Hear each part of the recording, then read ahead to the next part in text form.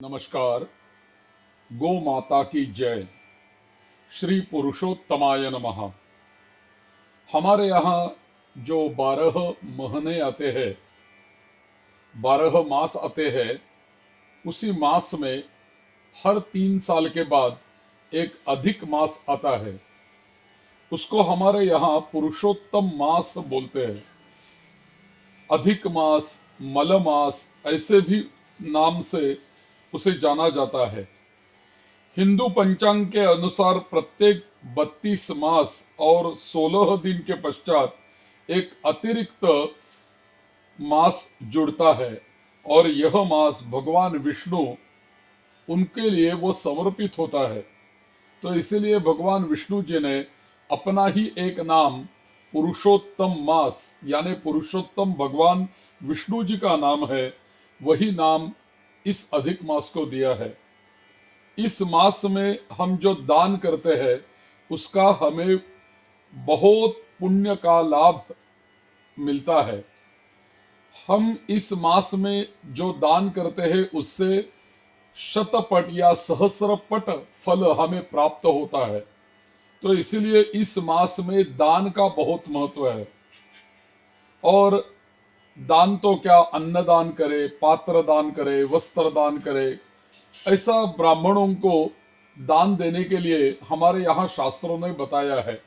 लेकिन ब्राह्मणों के साथ साथ भगवान को भी दिया यानी दीप दान करने के लिए शास्त्रों में कहा गया है। इस मास में यदि हम हर दिन शाम को भगवान के सामने गो मैया के शुद्ध घी का यदि दीपक जलाएंगे और भगवान के लिए हर दिन वो दान करेंगे, या तो तुलसी के पौधे के पास या तो भगवान के मंदिर में, हमारे घर वाले मंदिर में यदि दीपक दान करेंगे, दीप का दान करेंगे, तो उससे बहुत हमें लाभ मिलता है। लक्ष्मी प्रसन्न होती है और घर में से सभी नकारात्मक चीजों को वो नष्ट करता है। अब हमारे घर में एक प्रकार की सकारात्मकता यानी पॉजिटिविटी हमारे घर में आती है। ऐसे ही बहुत जो दान यहाँ इस मास में करने के लिए कहे गए हैं, व्रत करने के लिए कहे गए हैं, नामस्मरण करने का बहुत महत्व है, उसमें भी हमें बहुत सारा अधिक गुना फल हमें मिलता है। इसलिए हमारे यहाँ संस्कृत में ऐसा बोलते हैं, अधिकस्य अधिकम फलम, यानी जो हम इस मास में करते हैं उसी का हमें अधिक फल मिलता है। तो इस मास में हम नमो भगवते वासुदेवाय, ओम नमो भगवते वासुदेवाय, इसी महामंत्र का जाप भी कर सकते हैं। और इस मास में हमें पूजन पाठ के नियम करने चाहिए। प्रतिदिन प्रातः काल स्नान करना चाहिए।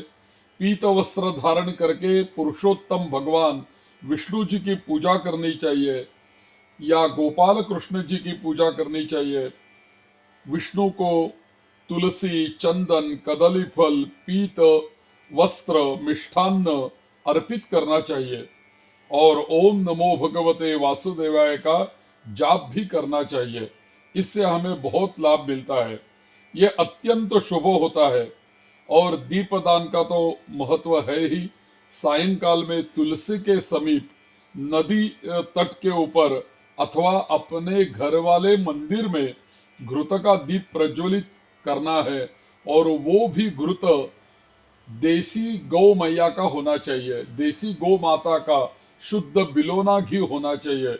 उससे यदि हम दीपक जलाएंगे तो उससे हमें ज्यादा लाभ मिलता है। श्रीमद् भागवत कथा श्रवण करनी चाहिए, भागवत पठन करना चाहिए। और भी एक बार भोजन करने का भी नियम कोई कोई लोग रखते हैं और सात्विक आहार ग्रहण करने के लिए भी कहा गया है। इस मास में कुछ पर्व दिन भी आते हैं, जैसे कि इस 2026 वाले मास में, इस ज्येष्ठ अधिक मास में एक पर्व आया है। जैसे अभी चल रहा है, शुरू में भी गंगा दशहरा व्रत चल रहा है, यानी कि गंगा मैया की उत्पत्ति के यह दिन होते हैं और इसको गंगा दशहरा ऐसा बोलते हैं। तो ये पूरे प्रतिपदा से लेके दशमी तक 10 दिन जो होते हैं वह गंगा उत्पत्ति के दिन मनाए जाते हैं।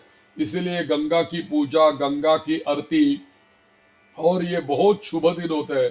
तो गंगा में जाके हम क्या करते हैं, स्नान करते हैं, अपने पापों के लिए प्रायश्चित करते हैं, अपने पापों का नाश होने के लिए प्रार्थना करते हैं। वही तो इन दिनों में करना चाहिए। यानी गंगा के तीर के में जाके हम गंगा के पास जाके वहां भी दान धर्म करते हैं। वैसे ही इन दोनों में, अधिक मास में, यह दशहरा के दिनों में यदि हम दान करेंगे तो उसका बहुत हमें लाभ मिलता है।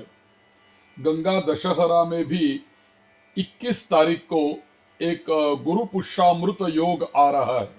उसका भी बड़ा महत्व है। पुष्य नक्षत्र तो वैसे ही सोना खरीद लिया जाता है, और बहुत सारे लोग गुरु पुष्यामृत योग के ऊपर थोड़ा तो सोना खरीदते हैं। लेकिन यदि हम गुरु पुष्यामृत योग के दिन यदि हम उपासना करेंगे, दान करेंगे, तो उसका भी हमें फल बहुत पट हमें मिलने वाला है। यदि हम शुभ मुहूर्त के ऊपर या पर्व दिन में दान करेंगे तो उसका शतपट सहस्रपट हमें फल मिलता है। और भी आता है यहाँ पे, एकादशी आती है, शुद्ध एकादशी, वद्य एकादशी, यानी 2 एकादशी आते हैं। और भी 2 बार द्वादशी आएगी, शुद्ध द्वादशी और वद्य द्वादशी। तो एकादशी के दिन विष्णु सहस्र नाम का जाप, ओम नमो भगवते वासुदेवाय का जाप, और भी एकादशी के दिन या द्वादशी के दिन यदि हम दान करेंगे तो उसका भी हमें बहुत लाभ मिलता है। और भी एक व्यतिपात योग होता है और वैद्युति योग होता है। वह भी 2 योग इस माह में पूरे आने वाले हैं। और भी अंत में मास के समाप्ति के समय लगभग 15 जून 14 जून को अमावस्या आएगी। तो अमावस्या तिथि के दिन हम हमारे पितरों का तर्पण कर सकते हैं, पितरों के लिए कुछ दान दे सकते हैं। तो पितरों को दान करने का जो योग होता है वही तो व्यतिपात योग होता है। या तो अमावस्या होती है या तो वैधृति होती है। इसी मुहूर्त के ऊपर या इसी पर्व दिन में यदि हम पितरों के लिए दान करेंगे तो उसका हमें ज़्यादा से ज़्यादा फल मिलता है। और भी इन दिनों जैसा मौन व्रत धारण करते हैं, ब्रह्मचर्य रखते हैं, संपूर्ण चातुर्मास में दान का बड़ा ही महत्व होता है। इस मास में दिया गया जो दान होता है ना, वो दान कभी क्षय नहीं होता। इसीलिए दान का बड़ा ही महत्व इस मास में है।